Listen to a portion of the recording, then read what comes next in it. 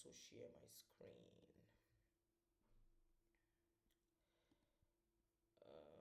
Share this window. Okay, you can see my screen and I go back to my slide. So today we were supposed to talk about from our timetable.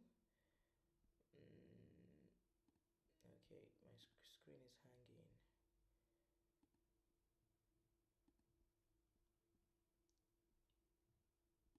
You guys can see my screen now.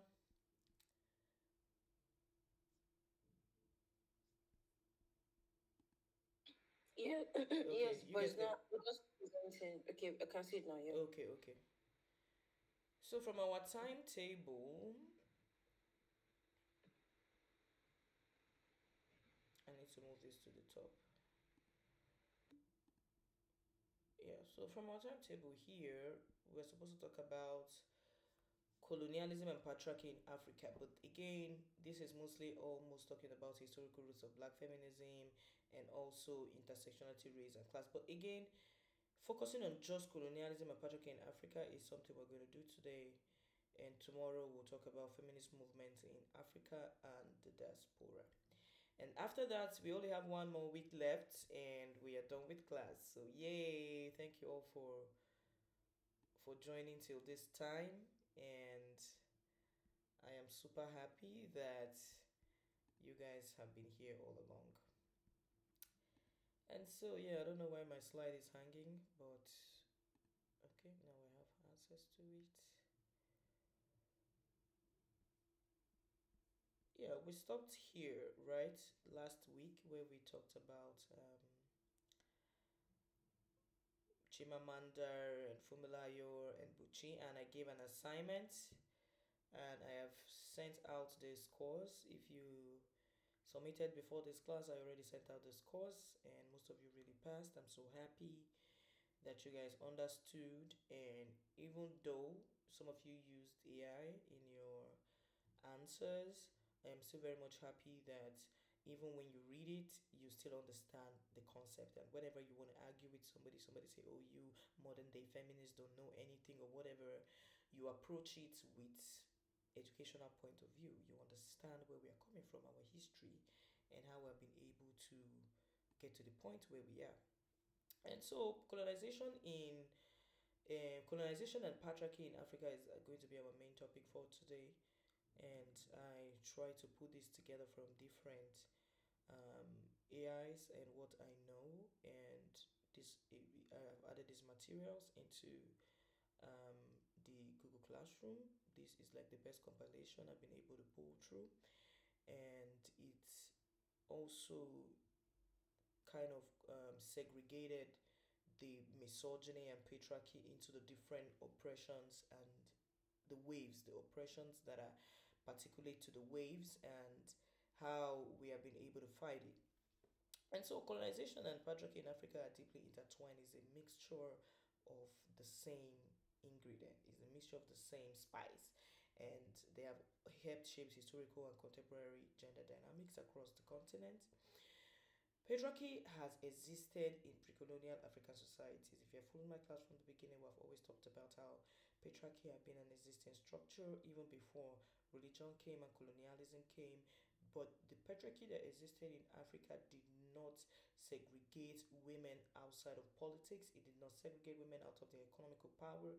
It did not segregate women out of, it was not categorically spelled as gender roles. And even if women did suffer from some gender leaning culture, it did not strip women totally of their power. In this material, you would see that colonization reinforced and shaped gender roles, emphasis on reinforcement, and it often intensified male dominance and marginalized women roles in social, political, and economical spheres. And that is what colonization has been able to do. And so, if you were ever met with arguments in on feminism, I beg your pardon, you would be able to decenter the fact that colonization had its own oppression and culture had its own oppression. And so, for pre colonial gender relations in Africa, many African societies had flexible gender roles before colonial rule. Emphasis on flexible. Women were involved in governance, and that is the Queen Mothers in Ghana, and even till today, Ghana is seen as a matriarchal society. It is treated as a motherland and not a fatherland. The Kandake rulers of Kush, and then women were involved in trade, like the Aba women of present day Onitsha, I would say, and agriculture. Women were never segregated. Women went to farm, and the produce belonged to women. They could trade, sell their produce, and the money belonged to them.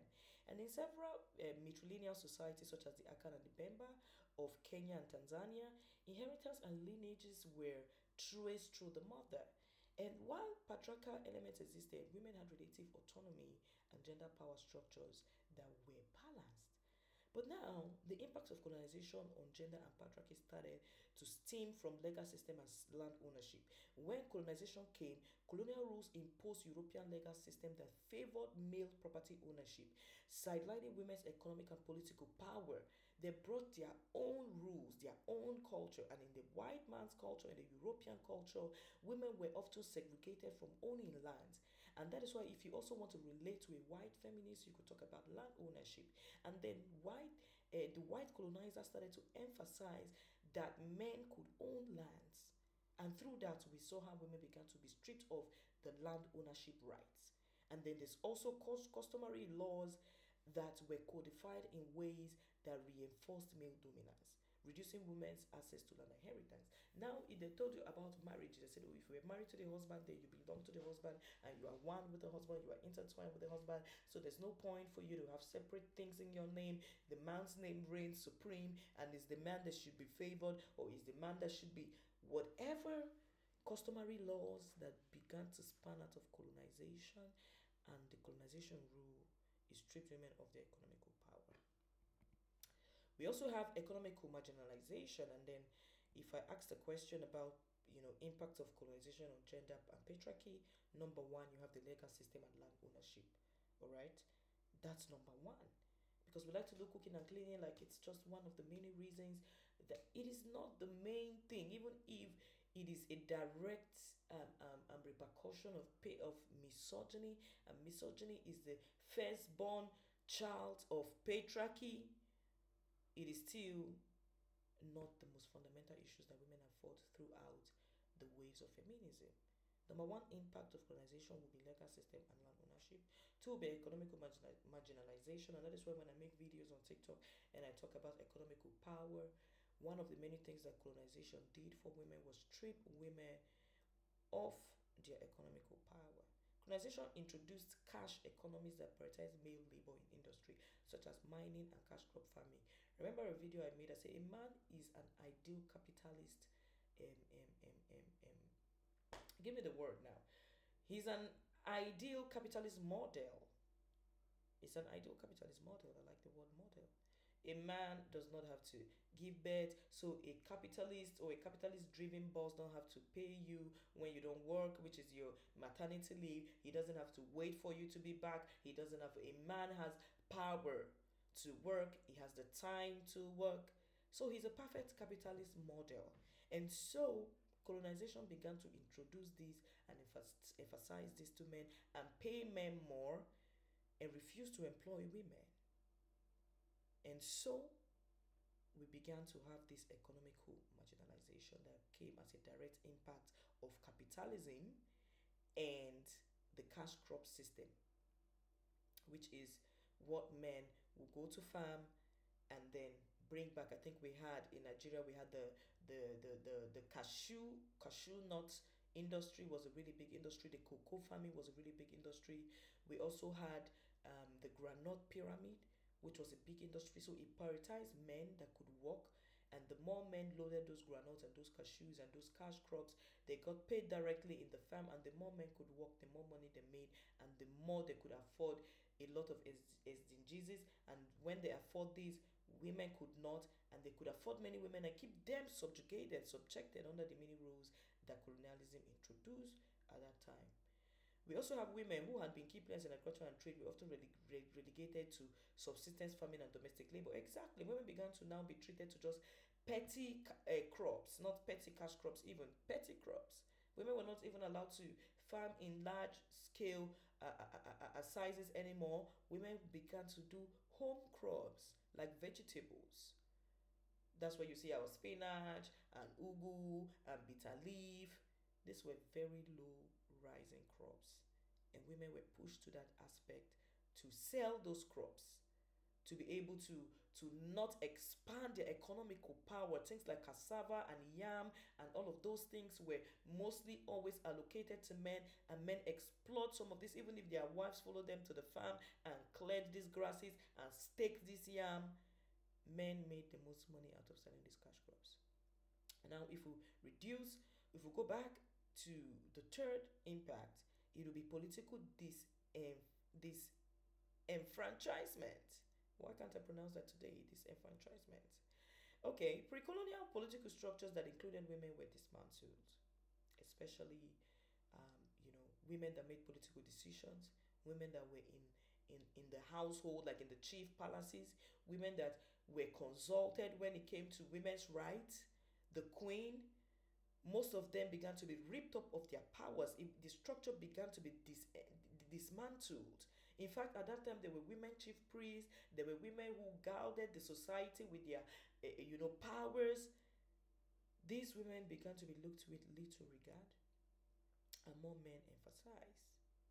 The colonial administration primarily engaged with male chiefs and elders, especially when they came and they saw women. They said, "No, we don't want to talk to the women. We want to talk to the men." And because there were often favors that came with talking to the men, the colonial master gave alcohol, they gave mirrors, they gave comb, they gave ridiculous gifts that, at that time, because we did not know what it was, men and their gullibility began to take these things for themselves, especially alcohol. And with that, we began to see how women were dismantled from positions they held dear and made decisions with. Women roles in governance diminished and their voices were suppressed in decision making. Exactly. Women who will be consulted before maybe a rite of passage was done.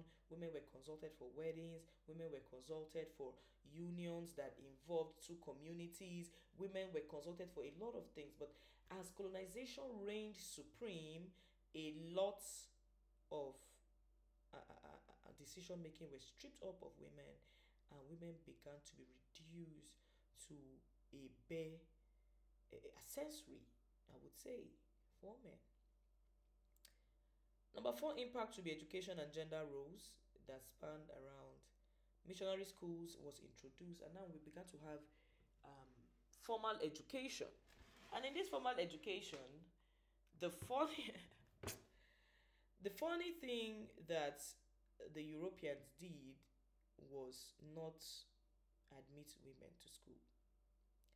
How can you claim that you love God and you are doing the right things in the God's way, and then you came and then you began to prioritize male education, and then withdrew the women out of the many benefits that you thought you were bringing? But the school was not a benefit if you really think about it. And that is why misogyny and patriarchy cannot be removed from politics and structure of how the world started. It's like when they came with their political colonization and their political motive, they started with school, which is working with the mind, fucking up the minds. Excuse my French. They were going to bring a new ideology, a new system of reasoning, a new codified method of teaching people that will raise another generation where they did not have to do all of this beginner's work. And one of the things that they instilled in the society that changed the structure was, you know, withdrawing women from activities. The missionary schools that were introduced by the colonial masters emphasized domestic roles for women. In their books, they will talk about what women should do and what women shouldn't, how women should be quiet, how women should not be in churches and talking or asking questions, how women could not be ministers or pastors, how women are seen as second class citizens. Most of what the missionary brought in his Bible and his education reduced women. In fact, it excluded women. And that is why women's role in government diminished, women's role in agriculture diminished, in every sector, in politics, because what they single-handedly did with their policies was make sure that women were sidelined and men were emphasized. And then when you check men's education, that were prioritized, they were given administrative roles. Men who graduated from primary and secondary school were given job roles like governors and ministers and chief of staffs and being in the army and in brewery companies. And because these men held this power, women were directly under these men, begging for this economical power. And so we also have religious and um, cultural reinforcement. So here we gave 5 impact of colonization, from legal system and land ownership to economical marginalization and political, disenfranchisement. You also have education and gender roles.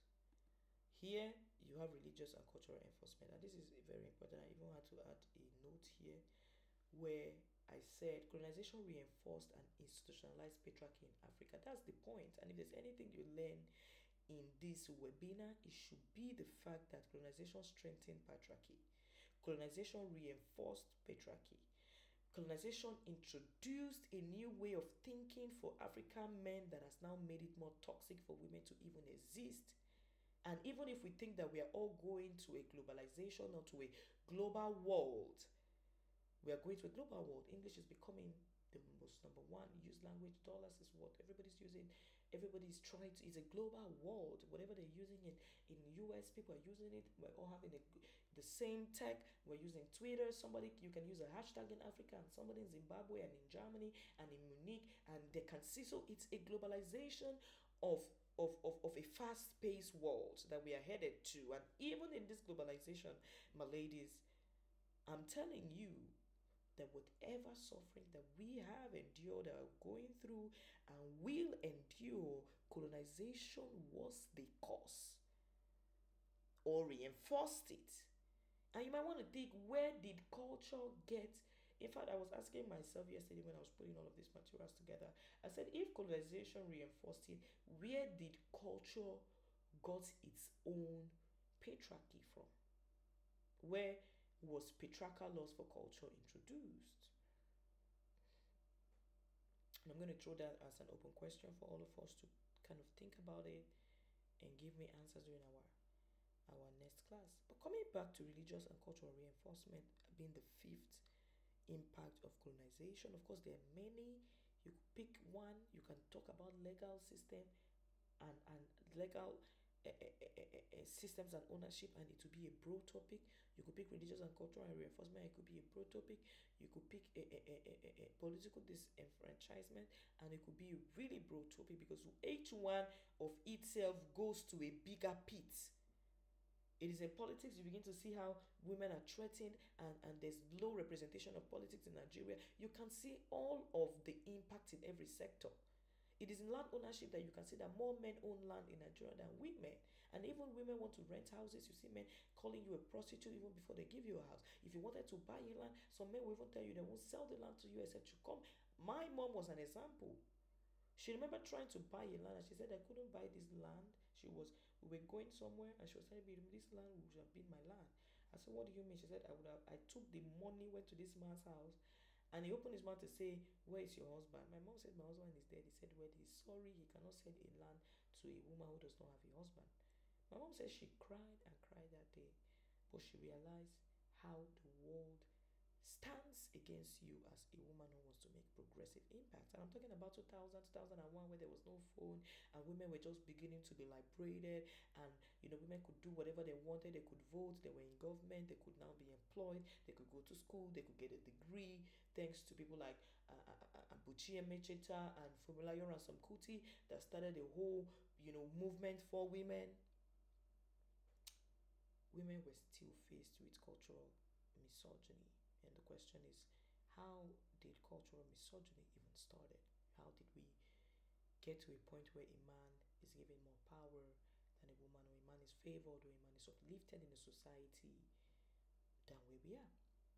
And so, not to go too far from what we're talking about, the fifth impact will be Christianity and Islam as promoted by colonial powers often reinforce patriarchal norms, framing women's role within domestic and submissive expectation. Just like I said, your religious books will never emphasize a woman as a true powerful figure of a society. In every picture that a woman is represented in religious books, is as a second class citizen, not a hero, always helping or assisting or being delegated a domestic role that in itself reduces the woman's autonomy. Can you guys hear me? Yes, yes, Okay, you can hear thank you. you. And so it reduces the woman's autonomy, and each day that we go and we sit in religious houses, there's a reinforcement of these laws that keep women in reduced environment. And so traditional African religions that had revered female deities and priests were undermined. Exactly. Any African religion that a woman is the matriarch or the spiritual representation of that is often undermined.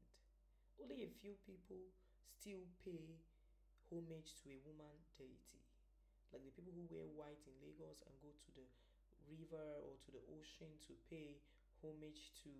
I don't remember the god again, but it's a woman goddess. Most of them are often not treated as Oshun, Oshun. Oshun. Thank you.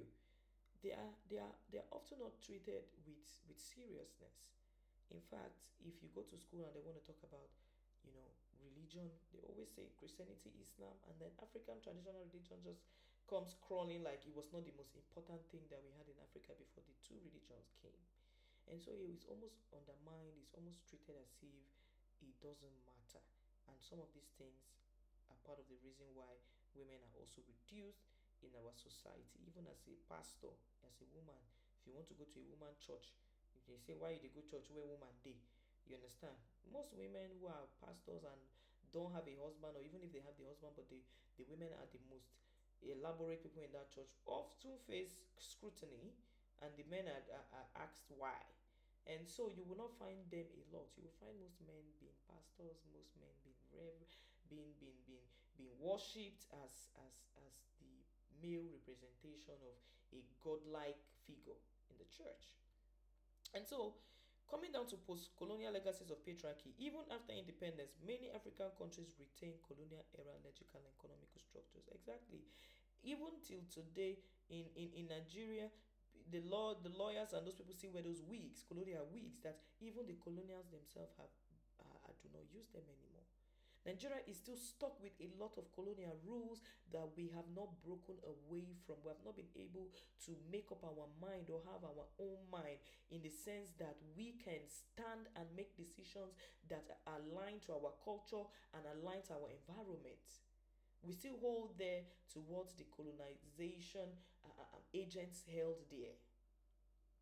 And that is why you would see that political leadership remain male dominated, and women struggle for legal and economical rights. Even if women are the most educated in Nigeria right now, women still own the highest educational rank. Women own, they are the people with the highest PhD are women in Nigeria. People with the highest MSc are women in Nigeria. Most men who are representing us in political fields do not even have the education and the economical and the technical know-how to be there. But the colonization master have emphasized a man's dominance so much that a man did not have to do so much to be politically nominated. He doesn't even know how to read, but he's there representing a constituency. And this, my ladies, is the realization of what the reality, I beg your pardon, of what the Nigerian political scene is. African feminists such as Fumilayo Ransome Kuti, Wangari Maathai, and Chimamanda Ngozi have challenged these structures. They have advocated for gender equality And people like me and you are still trying to understand why these things exist. And that's why we attend webinars and we ask questions and we make content on TikTok and we try to debunk the ideology that the colonial master have sold to men.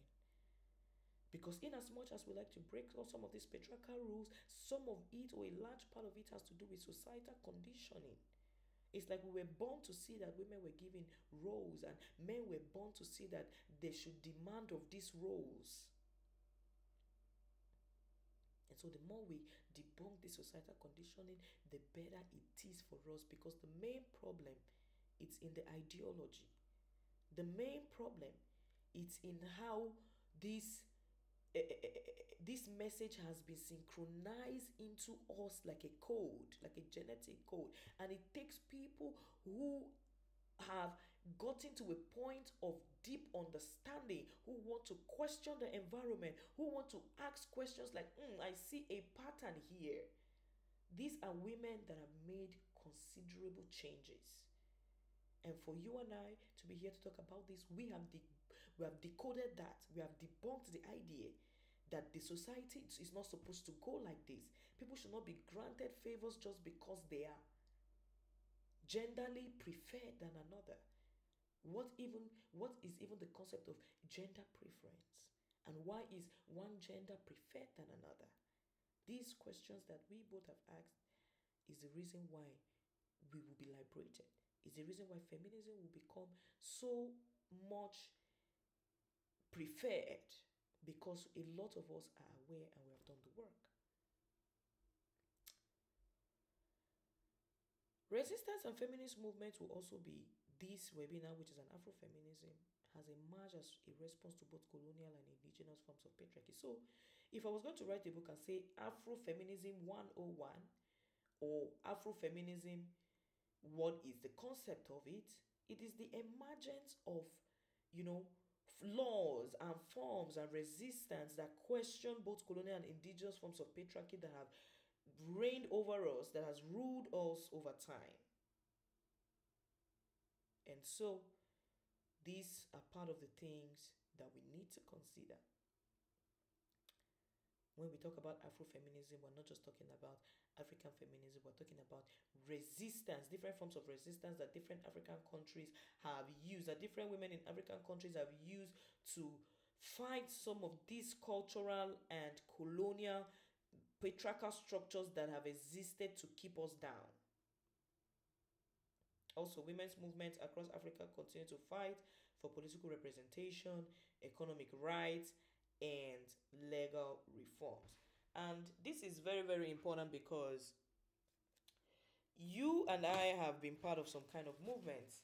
You have joined things in your street, women in your church, online movements that has to do with debunking this idea. And so when you look at it like this, you are part of the um, um, pioneers of fourth wave feminism, with just what you do and how you do it.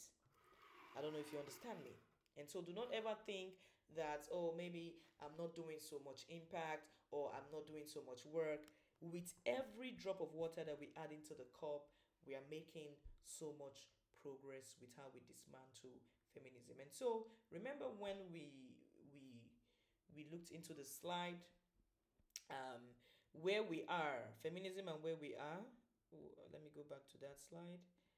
I try to put, yes, gender equality in Nigeria, where we are 3 years ago since the country's Me Too movement began, and where we are right now. And so I would pair this with the big umbrella of patriarchy and misogyny. Now, when you want to look at patriarchy and misogyny, it is always around and surrounding these things that I've put in this table. Segmented under category, definition, examples, effect, and resistance and change. Patriarchy in itself is the structure, it is the foundation. If you are building a house and you want to know how strong or weak the house is, you talk about the foundation, right? So patriarchy is a very strong foundation, baby girls. It is a strong foundation that is defined as a social system where men hold primary power and dominate leadership roles in politics, economy, and in society. And so when they ask you what is patriarchy, you talk about how it is a social system where men hold a lot of these primary powers that in turn help them to dominate politics, economics, and societal leadership. Example would be gender pay gap. We also have male dominated leadership. In Nigeria, we only have 10% of women in politics. You understand? And we also have inheritance laws that favor men, like land ownership. Men still have statistically the largest owners of land in Nigeria. We also have effect. What are the effects of this? It's going to limit women's opportunity. It also reinforces stereotypes. It also has economic and political exclusion for women, and that is why when you go to places like South Africa, women have higher representation in politics. In fact, South Africa and Tanzania have women representing more than 57% of politics. We discussed this. But when you look at Nigeria, it is rigid in Nigeria. You know, I'm forced to want to ask you a question to ask why do we have this rigid system in Nigeria as compared to other African countries where women hold more political power? We also have feminist movement. This is the resistance, talking about where we have been before and where we are right now. The patriarchy is the fundamental structure that makes men have the governable power. But this resistance that women have fought against patriarchy includes feminist movement, gender equality laws, and women in leadership. Women have fought this even with the 10% representation of women in Nigeria. It is still seen as a protest. You know, with more women that that make up the space, I hope that by next election we'll increase it to 15 and we keep going. But even with the little representation that we have in these very many sectors, will give other women hope to be able to pursue political positions. We also have misogyny. What is misogyny? It's a deep-rooted prejudice, hatred, or contempt for women. Now, the patriarchy gives men the structure, gives men the power, gives men the position. But misogyny is hate. It is hate. From femicide to rape to emotional abuse to beating, domestic violence to genital mutilation in places in Africa like Zimbabwe and other countries. Even in Nigeria, they removed the woman's clitoris. All of this is a direct result of misogyny. You get, and this example of misogyny will be online harassment. You see men calling you ugly online. You see men telling you you are not fat, or you don't have a big breast, or you don't have a big ass, or you are straight as a mirror. You are not a wife material. There's always an online harassment for women. There's victim blaming, especially for rape cases. When women come to say, I have been raped, there's always a man saying, oh, I don't believe you. We also have honor killings. In some cultures in Nigeria, virgins are sacrificed, and it's only women virgins that are preferred. And then there's beauty standards, which are example of misogyny. If you are not an hourglass figure, you are not figure eight, you are not preferred, you are not wanted. And most women go as far as putting themselves under pressure because of what men have thrown out there as the standard for beauty. And then you see women trying to reach to that standard, including even losing their lives in some cases. And what are the effects of misogyny? It creates an unsafe environment for women, especially, like I said, most women try to meet up with the beauty standards that these men put. They say, oh, we don't force you, but we see that in a society where a man has a political power, he chooses the fair ladies, he chooses the ladies who have bleached up their skin, he chooses the ladies who have gone to do their bodies, he chooses those ladies, and then you try to want to copy these people. Maybe you'll be chosen. So it creates an unsafe environment for women mentally, physically, and emotionally. It affects mental health, as you can see. It normalizes gender-based violence. Exactly. Most women today, when you talk to them about, leaving their marriages or because of gender-based violence, they go as far as saying, "Oh, do you know what? A man is correcting us. When a man beats us, it's because he wants to correct us." So you see that many factors where women have tried to want to normalize beating, domestic violence, and this is because of how men have tried to make it look. And so with every defense that a man has for his own bad action, feminists need to retribute. We need to resist, and we need to make sure that we emphasize the effect of this misogyny and patriarchy that they have. And so, for resistance under misogyny, women have created the Me Too movement, which, tackled domestic violence, tackled rape, tackled a lot of cases that women could use the hashtag in education. We saw people using Me Too in jobs, people used Me Too in entertainment industries. So we saw everywhere that there was no escape place for a woman. A woman is assaulted in every factor, in every sector, in every division, in every, even be in the market. Somebody was saying in an asylum camp, anywhere that there is a man and a man must assault a woman. And so we have also have laws that um, are against harassment, feminist literature, and activism. In fact, we had Roe versus Wade. We were so happy, but then it was overturned, and it's as if we're retrogressing backwards because some of these laws, like Roe versus Wade, were laws that helped women, via abortion rights. Women got a lot of autonomy. But right now, with current administration and fascist governments everywhere and right wing government in taking over places of the world, it's as if we're retrogressing back to traditional roles. And one might want to ask, what is next for women? But moving forward, we also have cultural and religious reinforcement, which is one of the things we looked at under the impact of colonialism in Africa. You have your traditional religious doctrines that sustain patriarchal norms, and that's why I asked the questions before colonization and during pre-colonization, where women had autonomy but not autonomy enough as the man. Who gave those rules? Who made men, quote unquote, the leader of the environment? Who made men, you know, the structure, the governing structure, or a representation of what society should be?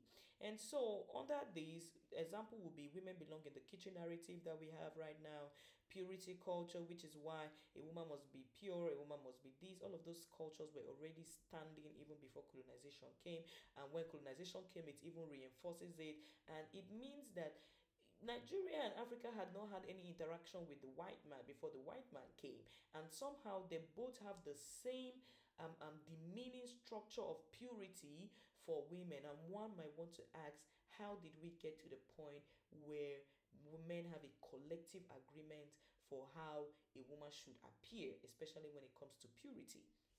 We also have polygamy that favored men. Men were able to marry so many wives. Men could divorce and leave their kids and go start another family. This was really, really particulate in African culture. And white people also could do it. They could divorce their wives and remarry and divorce again and remarry. And we want to ask where the collective power to do this came from. And so the effect of cultural and religious reinforcement will be how it keeps women in submissive roles. Women cannot do more than submission. It also restricts bodily autonomy, just like I said, for women. Like, you do not have a power to own yourself. Somebody owns you. You need to keep your body for some imaginary person that you have not even met, but you just really have to keep yourself and not do anything that is portrayed as a sin, or you know what we mean, all of those rules and regulations that are demeaning to women. And so the resistance and change for cultural misogyny that women have used to tackle this will be feminist theology. Most women have gone to school, they have studied this ideology, they have been able to talk about how these laws are harmful, and in this we're able to see that we understand, we see the oppression, and we are fighting against it. And so we also have sensitive religious reforms. Most of churches have been able to advert some sensitive reforms. Some churches, like, I remember one time, is it Deeper Life, you could not be able to watch TV, you couldn't listen to radio. It was just a religious coding. They just gave you only what they taught you in the Bible, and only what they told you to do, and it was just like a religious cult. But right now we can see some religious reforms and decoding happening in some of that, as digitalization and a globalization of the entire world is happening. More people are using TVs, more people are using phones, more people are listening to other aspects that is not just a one source of information that we had at during the third wave of feminism, where information was basically just newspaper or through your pastor or some town crier or somebody talking to you. Now we have a this enfranchised form of information that is on many platforms. You can listen to anybody on your phone. You can read blogs on TikTok. You can join an app right now. You can listen to somebody's live. You can choose informations that mean that are healthy to you, and you can stand on those information, and those information can make you even meet people that are your kind, because before we were limited to no information, and because we didn't have this information we could not network, and because we could not network we are left with the people who are in front of us, and we just have to manage them regardless of what we believe are our ethics or our norms. But right now we can choose to say, oh, I'm not compatible with this person, I want to find somebody I'm compatible with. So women began to have so much autonomy that we can choose. And so that's one way that I believe, women have been able to resist that change.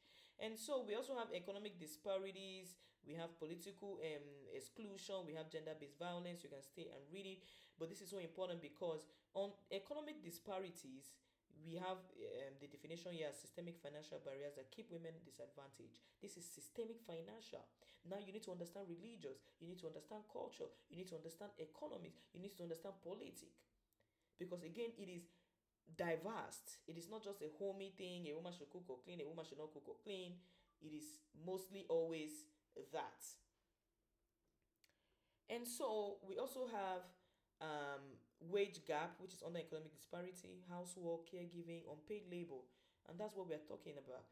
When people talk about cooking and cleaning, all the cooking and cleaning falls under unpaid labor, and unpaid labor is under economic disparities, which means that men can go out and come back and have their clothes washed and their food served and their children taken care of, and they don't have to pay anything for it.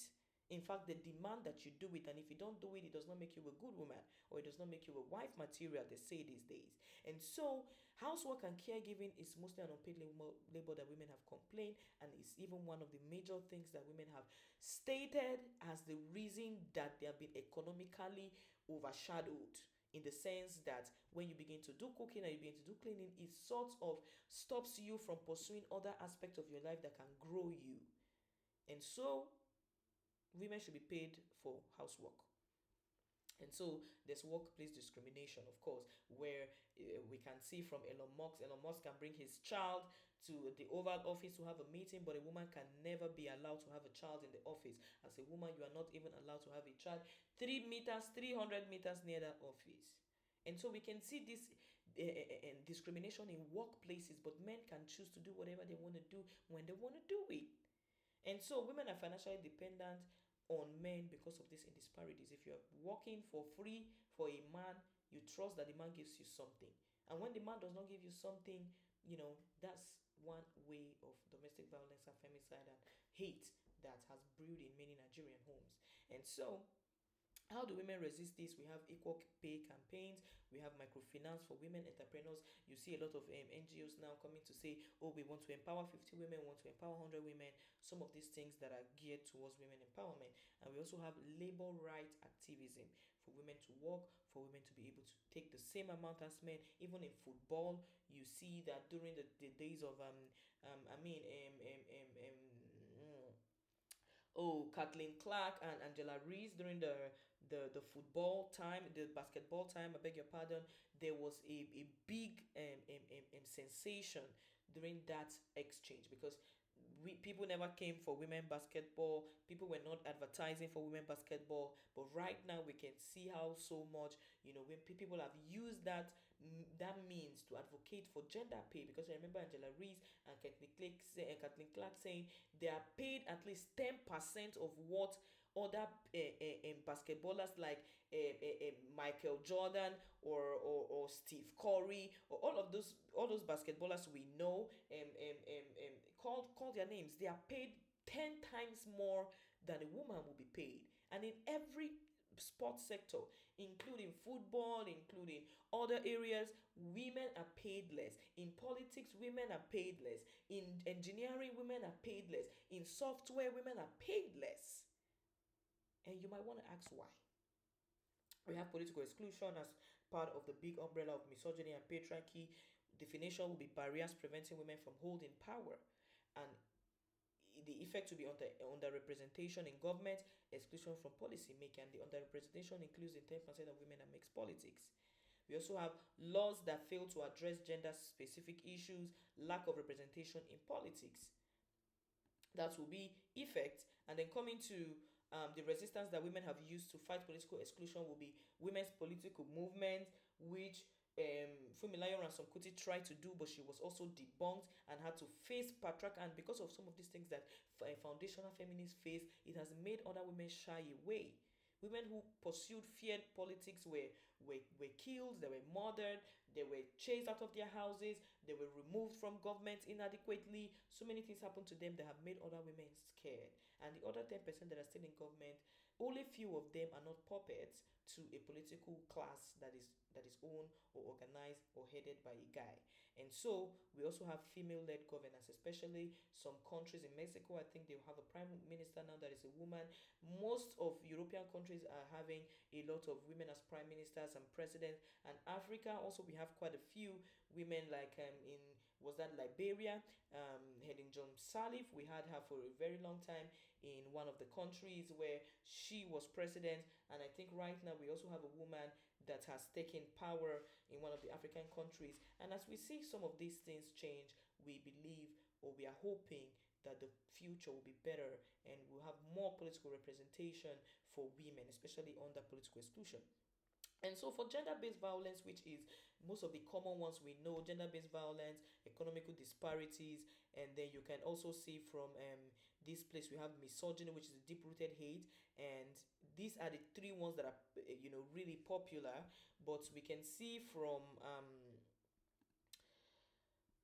where was I? Gender-based violence, rather, it's defined as physical, sexual, psychological, or economical abuse targeted at women. And then you have domestic violence, rape culture, honor killings, FGM as one of the direct impacts of gender-based violence.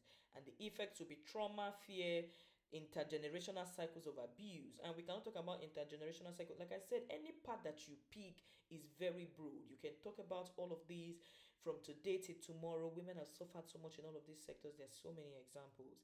And so for gender-based violence, some of us have tried so much to talk about gender-based violence as one of the very serious movement of the fourth wave feminism using media. We have tried to tell women, oh, if men cannot change, this is how you should live, or this is how you should run, or this is how. And these are some of the ways that we have tried to impact, even from legal protection, which is ways we are resisting. You see legal protection. We also have education. We tell women to get educated, to be able to empower themselves, since we have seen that education is why men were empowered in the first place and gave them political structure and power to be able to demean us. And even if we are still underrepresented in politics or stuff, we can still make money to keep us away from things that, from men that would hurt us because of the fact that they're economically relevant than us. We also have survivor advocacy. We have things like NAPTIP right now, Lagos DV, so many organizations that are focused on women, and you can go to report and they talk about survivor advocacy. They talk about do not blame victims. There's education right now. 4 years ago, women do not have. In fact, if somebody came online to say I was raped, you will see more women, attacking the woman than what we have right now. Sorry, I'm taking an orange. And so I feel like there's more sensitization on the streets than we used to have before. Finally, we would have women's resistance and feminist movement. This is how, um, this is where both of us are. This is where we are.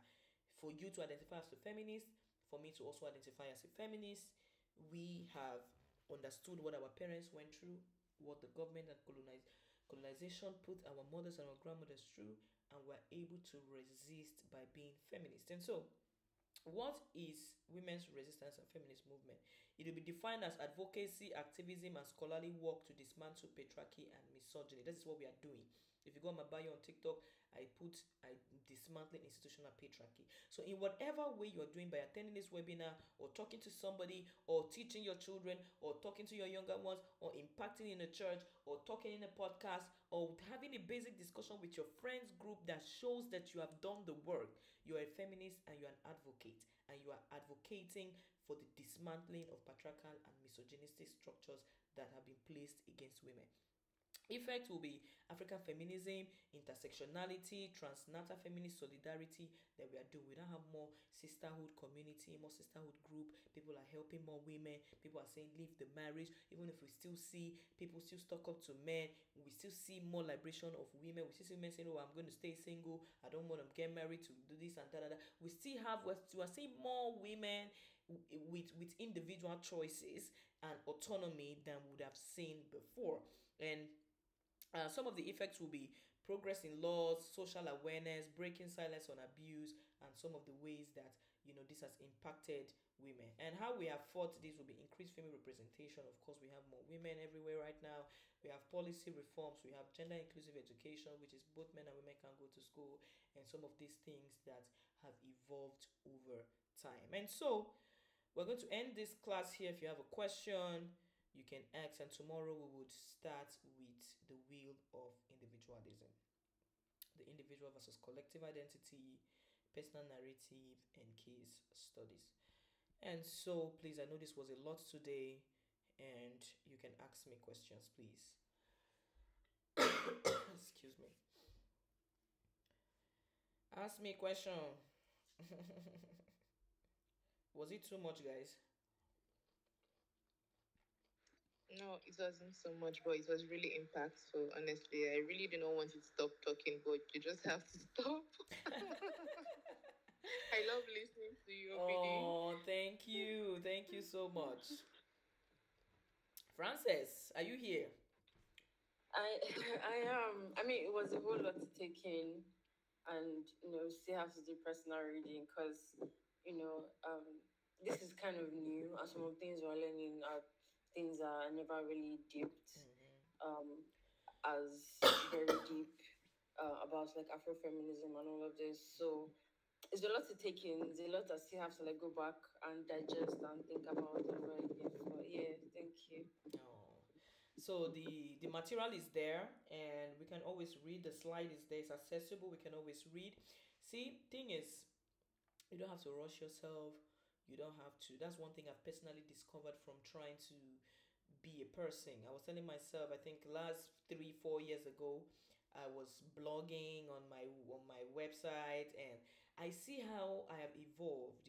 How I have been able to be a better person, accumulate knowledge, and all of these things. So give yourself the time to grow, the time to understand, the time, even if it's just one article you read in a week or in 2 weeks, it's still okay.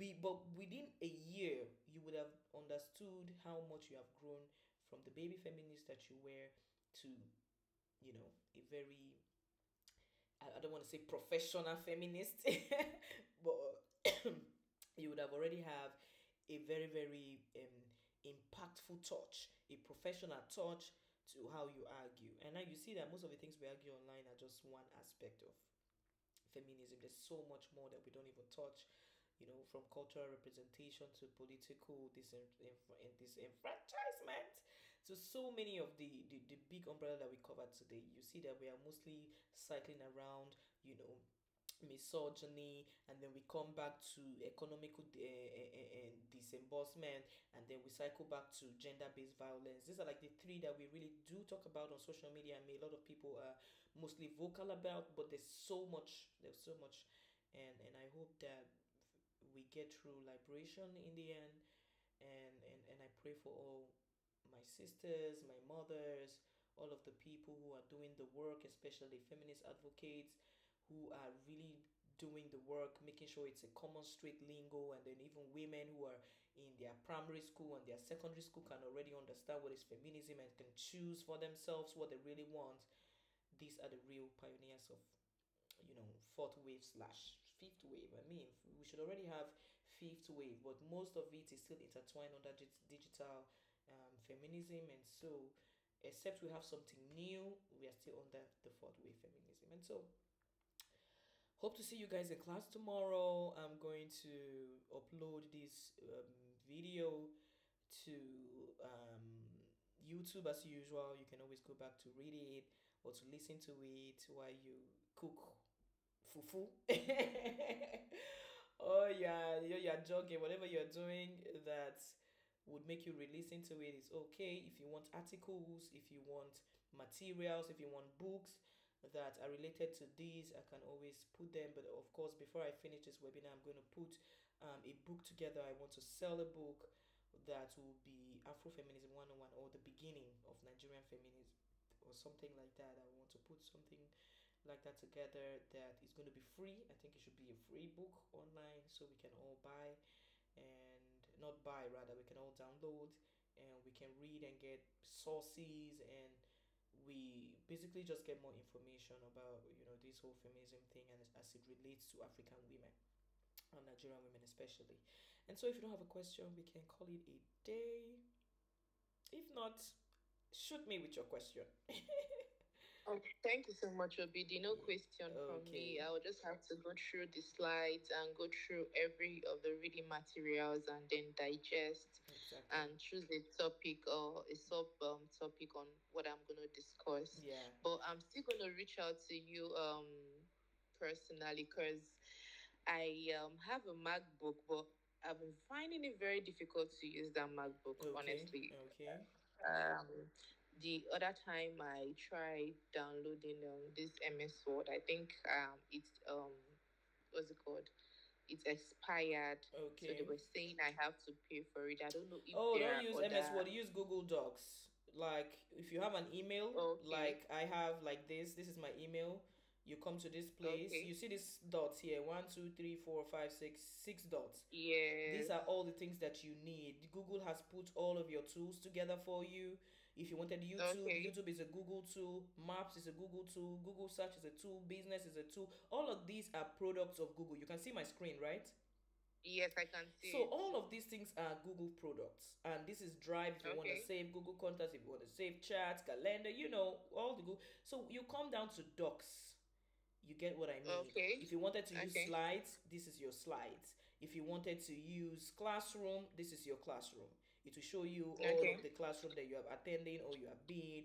If you wanted to use forms, so ask Google. So if you know how to use all of Google product, you don't even need all of them. Is like me, this classroom, I just use all of the Google tools and they're intertwined in one, and they don't pressure me a lot to use different platforms. If you since you're okay, using a MacBook, you don't need MS Word. Only people that use Microsoft or so that really use MS. okay, Or if you are a student and maybe somebody, and you can even with your docs, you can convert to a an MS this thing. Like now, this is my docs environment. Anything I want to type, like this is a material that we talked about intersectionality. If I wanted to convert it, I want to download it to MS Word. I just need to go to File, and then you would see okay, download, and you can see Microsoft Word. So you can download in yes, Microsoft Word, or you can download in PDF, or you can download in whatever format you want to download. But you can do whatever you want to do in whatever you want to do on Microsoft Word. You can do it on Google Docs. You get what I mean? okay. Yeah, So if I want to print it like on an A4 paper, so yeah. how do I go about that? Like this is So do I fine. need to buy a specific printer? No, no, no. You can use any printer. You just have to connect them via Bluetooth. So if you want to Okay, print, see print. Print is the last on File. You come on File, okay, you see print. If I want to print, so it's gonna ask me, okay, it downloaded itself. So it will go to your how do you call it? It will go to your preview or your find or your whatever. And so when you okay, download, yes, and you want to print, you can use this. I think it's okay, this small arrow. You can airdrop, you can send it by mail, you can message, and there's so many things I guess you can do from here. okay. Thank Yeah, you so much, yeah, Obidi. yeah, you're I've welcome. been finding my way around it for Yeah, so yeah. long. So if you can log into your Safari, if you're using Safari, even if you're using like a how do you call it again? Uh, uh, Even if you're using it like Chrome? yeah, even if you're using a Chrome, you're using Safari, whatever, you can always download in PDF and send via email. But everything that you want, you can just download the app and you can use. But if you are using your website, I mean, now I remember what I wanted to say. If you're using your email on, like my email Okay, is just a normal software. I'm not using the app. I don't have a Gmail. You get what I mean? Okay. So you can still Okay. get all of your things here, or you can download them individually, like YouTube or Play or Meet. You get what I mean? But for me, I Okay. just use Cloud. It's so easy. I come here and just find the tool I want to use, and it just takes me to another web page, and I just use it. You get what I mean? Sorry, repeat can you repeat the name of the tool again? The Oh, app I'm going to download. yes. Docs. Docs. Yes, Okay. see it here. Okay, I thought I was sharing my screen. Let me share it again. You don't even need to download it. You get what I mean? Like if you log into your